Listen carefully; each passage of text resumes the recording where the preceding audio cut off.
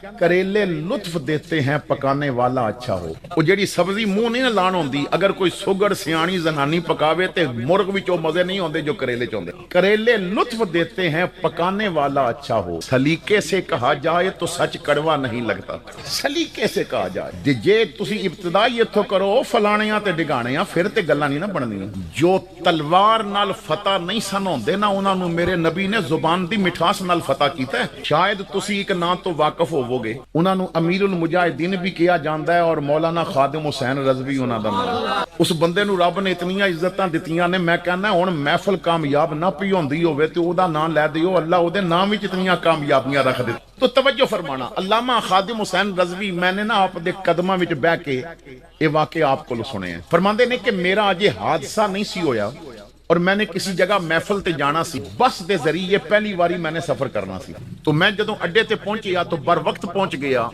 पहला मुसाफिर मैं पहुंचिया सा, टिकट मैं लिया तो मैनू ड्राइवर दे पिछे ना पहली सीट मिल गई।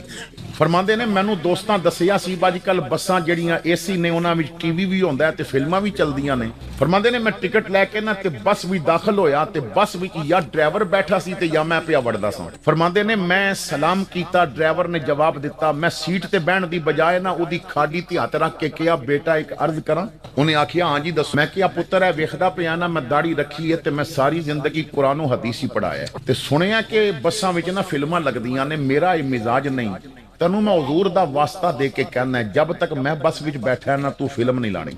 फरमांदे ने मैं इतने प्यार नाल गल कीती, उन्हें आखिया बाबा तू गल ही बड़ी प्यार नाल कीती है, बेफिक्र होके बह जाओ हुण फिल्म नहीं लगेगी। फरमांदे ने मैं चादर कीती सी अपने इस तरह बुकल मारी सी और मैं सीट ते बह गया, ड्राइवर दे पीछे मुसाफिर आंदे रहे, बस भर गई। पंजाब यूनिवर्सिटी दे ना कुछ तालिब इलम भी आके बैठ गए। बस चली 5-7 मिनट ते उन्हां इंतजार कीता ते फिर शोर पै गया कि टीवी क्यों नहीं लांदा।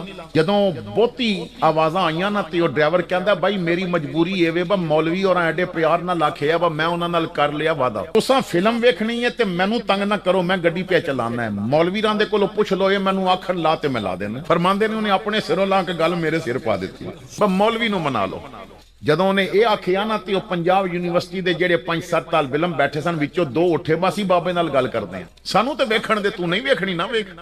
फरमांदे ने मैं बैठा चुप करके, वो 2 लड़के मेरे ना कंधे दे करीब आके ते पुछदे ने बाबा फिल्म तू बंद कराई। फरमांदे ने मैं जुबान नाल कोई जवाब नहीं दिता, मैं सिर्फ मुड़ के उन्हां वल वेखिया, उन्हां मेरा चेहरा वेखिया, मेरी नजरां विच नजरां पईयां, उन्हां दे सवाल दा जवाब मैं भी कोनी दिता ते मेरे वेखण तो बाद गल उन्हां भी कोनी कीती, चुप करके वापस टुर पे।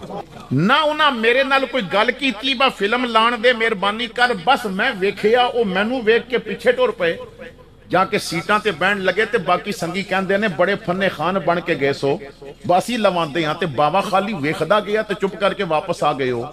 उन्हां कहा यार हर सफर भी तू फिल्मां वेखदा ना, अगले सफर ते वेख लवीं। चुप कर जा, जेड़ा बाबा अगे बैठा है ना उहदा चेहरा ते अखां दसदियां ने ये फिल्म वेखण वालियां अखां नहीं, वद्दुहा दा मुखड़ा वेखण वालियां।